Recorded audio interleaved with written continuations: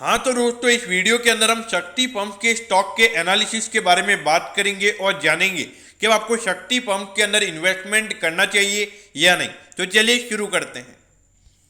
तो देखिए, सबसे पहले अगर हम शक्ति पंप की अगर हम बात करें तो ये कंपनी काम क्या करती है। तो देखिए, ये company stainless steel pump manufacturer है, यानी कि ये स्टेनलेस स्टील पंप को बनाती है। अब ये स्टेनलेस स्टील पंप क्या होता है, मतलब ये किस तरीके का पंप होता है।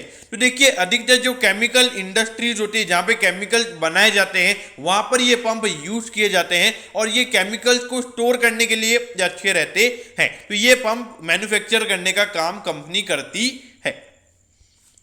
अब अगर हम यहाँ पे कंपनी के मार्केट कैपिटलाइजेशन की अगर हम बात करें तो 1384 करोड़ का यहाँ पे कंपनी का मार्केट कैप है, यानी कि एक स्मॉल कैप कंपनी ये कंपनी हमें नजर आती है। अगर हम इंडस्ट्री के प्राइस टू अर्निंग रेशियो से अगर हम बात करें तो ये आपको सस्ते वैल्यूएशन पे मिल रहा है। देखिए, इंडस्ट्री का प्राइस टू अर्निंग है 30 का और ये आपको 18 के प्राइस टू अर्निंग रेशियो पर मिल रहा है। और डिविडेंड यील्ड की भी अगर हम बात करें तो 1.06% का यहाँ पे कंपनी का टोटल डिविडेंड यील्ड है। तो अगर देखा जाए तो डिविडेंड भी यहाँ पे कंपनी का अच्छा है, वैल्यूएशन पॉइंट ऑफ व्यू से भी ये स्टॉक काफी अट्रैक्टिव नजर आता है। लेकिन दोस्तों, आपको पता होना चाहिए कि अगर आप किसी भी स्मॉल कैप कंपनी में अगर इन्वेस्ट कर रहे हो तो वहां पर अगर जो रिजल्ट, अगर सपोज क्वार्टरली बेसिस पे जो कंपनी के नंबर्स हैं वो एकदम अगर आउटस्टैंडिंग निकल कर आते हैं तो मार्केट इमीडिएटली वहां पे 30 से 40% का अपसाइड उस स्टॉक में दिखा देगा।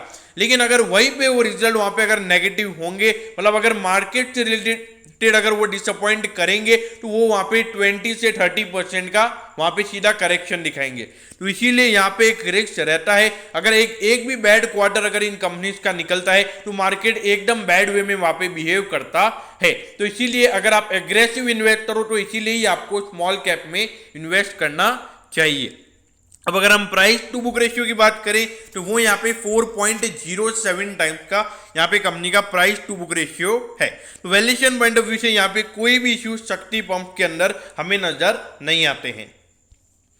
अब ये देखिए, पिछले अगर आप कुछ सालों से देखोगे 18, 19, 20 से अगर आप देखोगे यहाँ पे रेवेन्यू ग्रोथ इतना नहीं था और प्रॉफिटेबिलिटी भी यहाँ पे इतनी अच्छे तरीके से ग्रो नहीं हो रही थी। लेकिन 2021 में जो केमिकल इंडस्ट्री जिस तरीके से ग्रो हुई है तो वहां पे इन स्टील पंप की भी वहां पे डिमांड अच्छे से बढ़ी है और इसीलिए आप देखोगे रेवेन्यू ग्रोथ की अगर हम बात करें तो यहाँ पे 3 टाइम्स कंपनी का रेवेन्यू बढ़ा है।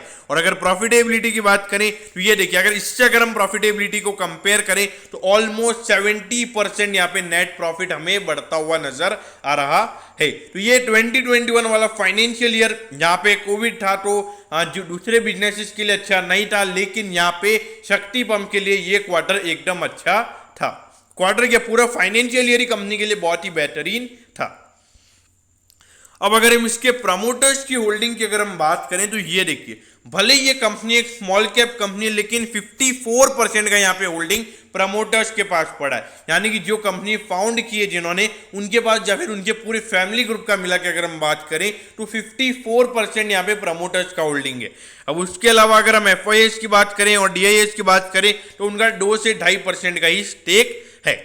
अब यहाँ पे रिटेल इन्वेस्टर्स यानी कि जनरल पब्लिक के पास यहाँ पे कितना स्टेक है, तो यहाँ पे वो नंबर निकल कर आता है 41.53%।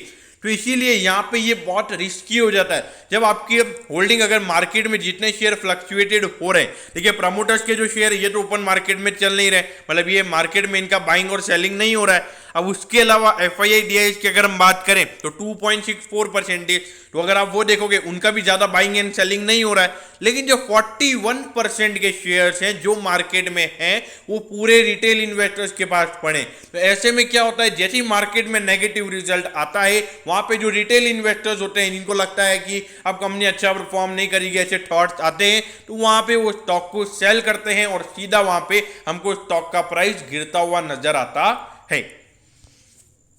अभी ये देखिए, अगर हम देखें तो 20 में अगर हम बात करें तो दिसंबर 20 वाले क्वार्टर की अगर हम बात करें तो वहां पे 316 करोड़ का कंपनी का टोटल सेल्स था। उसके बाद अगर हम बात करें 319 हुआ। अभी जो कोविड की सेकंड वेव थी उसकी वजह से ये नंबर हमको 156 करोड़ पे आता हुआ नजर आया है। अब अगर आप देखोगे तो आपको ये नंबर अच्छा नहीं लगेगा, आपको लगेगा कि यहाँ पे जो कंपनी का रेवेन्यू है वो 50% से कम हुआ है, क्योंकि अगर आप देखोगे सीधा यहाँ पे 50% कंपनी का रेवेन्यू कम हुआ है। और अगर प्रॉफिटेबिलिटी की बात करें जो 30 करोड़ से यहाँ पे जो कंपनी का नेट प्रॉफिट है वो 7 करोड़ हुआ है। तो एज अ शेयर होल्डर आपको ये नंबर अच्छा नहीं लगेगा।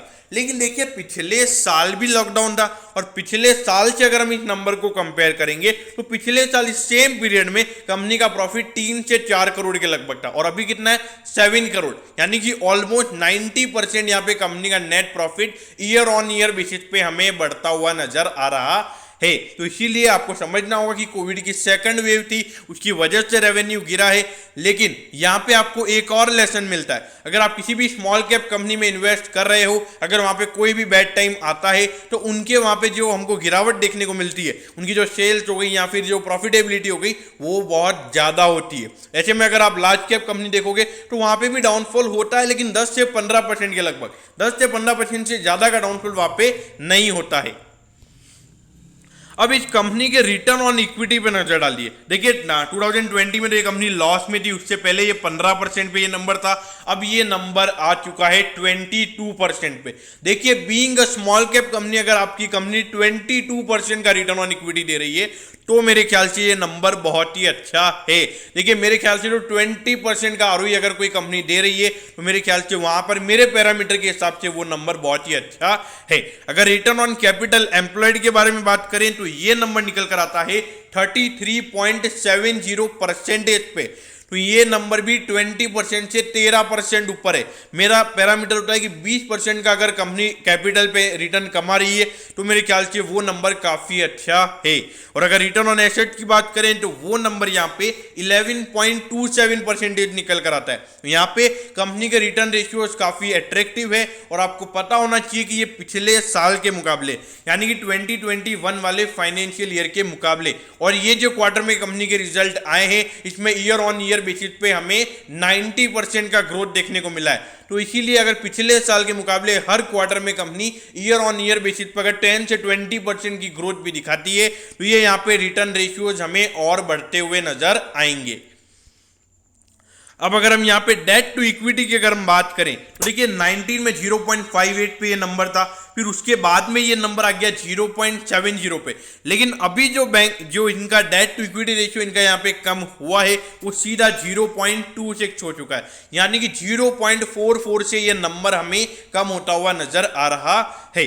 देखिए पहले कंपनी ने 1 रुपए की इक्विटी के ऊपर 70 पैसे का डेट ले रखा था और अब कितना है 1 रुपए के ऊपर 26 पैसे का डेट। तो यहाँ पे कंपनी का डेट लगातार कम हो रहा है। तो मेरे ख्याल से अगर कंपनी आने वाले टाइम पे डेट फ्री होती है तो वहां पे कंपनी के जो नेट प्रॉफिट मार्जिन परसेंटेज है वो हमें और बढ़ते हुए नजर आएंगे, क्योंकि फिर कंपनी को कोई इंटरेस्ट पेमेंट नहीं करना पड़ेगा, और अगर कंपनी को कोई इंटरेस्ट पेमेंट नहीं करना पड़ेगा तो वो सीधा प्रॉफिट वहां पे कंपनी के नेट प्रॉफिट में हमें जाता हुआ नजर आएगा।